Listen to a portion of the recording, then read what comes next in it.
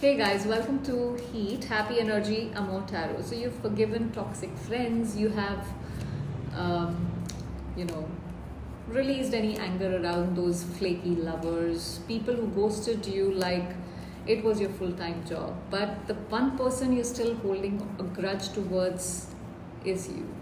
And that version may have messed up, okay? But then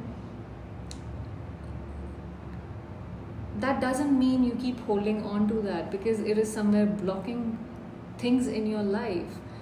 This reading is your permission slip to finally, release what you've been blaming yourself for. So if you have been blaming yourself for something, let's see what is it that you need to know today. See, the part of you that you've been unconsciously blaming is this Queen of Wands. You're blaming your boldness, your fire, your magnetism. How can you do that? That moment when you dared to be confident and someone dimmed your light. You're still holding shame for that. Why? You shouldn't be. This is where you may feel guilty for being too much, too visible, too ambitious, like your light caused someone else's pain. I mean, they need to glow up. I mean, they need to work towards it if they want to, overshadow you or whatever. But you're not wrong for being powerful if that is what you're thinking here. You're not responsible for how people mishandled your energy. Forgive yourself for shrinking just to make someone else feel bigger or better here. Now we have Ace of Wands. See, the part of you that once felt passionate. So the part of you that, felt passionate, creatively alive, excited, that felt abandoned. And the wound here says that I had so much fire, it burned me. See, you might carry shame for taking initiative, expressing your desires, or dreaming too big and getting nothing in return. You buried the spark because it scared you when you didn't get the response that you deserved from what you offered or the effort you put in. But that doesn't mean you stop lighting matches. It means you stop blaming yourself for the fire because you did not light that fire. Now, if this reading is whispering some secrets, then don't forget to hit that subscribe button. We have Ten of Swords. See, the version of you that needs compassion here is that rock bottom, emotional rock bottom that you've hit here. See, the one that felt betrayed, the one that felt drained, and still showed up. Okay, you've been harsh with this version, calling them weak when they truly were actually surviving. You don't need to erase that chapter. No, you need to honor the fact that you made it through, despite of people putting you through that, difficult situations, despite of you being that one person who kept fighting, kept holding on to this.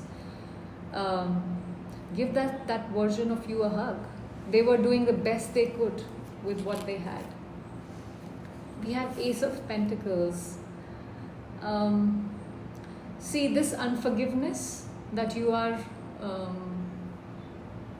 feeling towards yourself, it's holding you back with any kind of new beginnings, especially with abundance, self-worth, grounded love.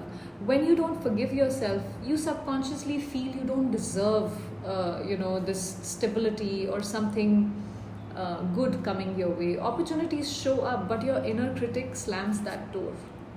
So unforgiveness is like, wearing a do not receive sign within your aura, and you don't want that. It's time to tear that off and allow blessings to the room, to enter. Now we have Two of Cups. See, you're ready to forgive your past relationships and the version of who who chose them, version of you who chose them.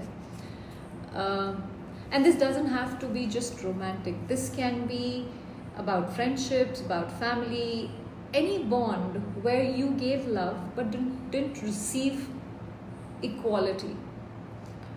And maybe you're ready to forgive yourself for how much you loved them.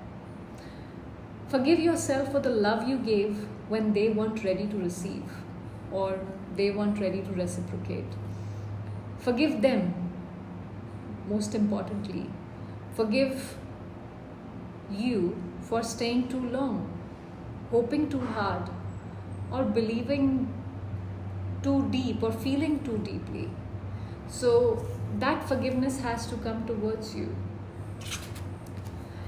Now, King of Swords, see, if you let this go, if you forgive yourself, you turn into this powerful King of Swords energy. This is where you are clear, you're powerful, you are emotionally wise.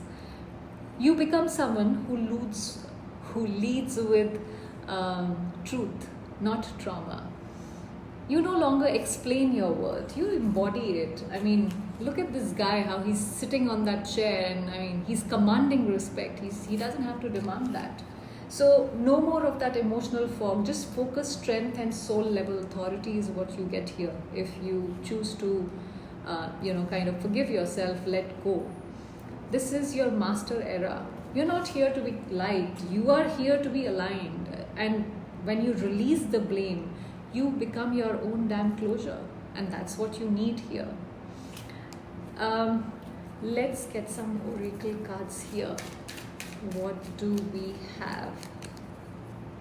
Release and master. Okay. See, this whole reading has been telling you, the reading was about, letting go, and this is also telling you release.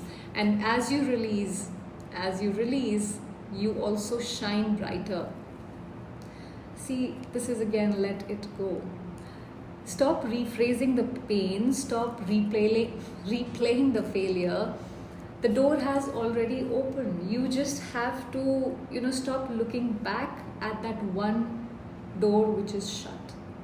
And master is where, again, it's like similar to King of Swords energy, where you're becoming the master of your energy, your story, your next chapter. And masters are forged in forgiveness, not perfection. So you're not broken, you're just becoming. See, the most painful part of your past is not the story, it's the self-blame, and you need to get out of that. You're not here to punish yourself for who you used to be. You're here to honor who you've grown into. So just breathe and release. That is what I have for you here. Thank you for watching.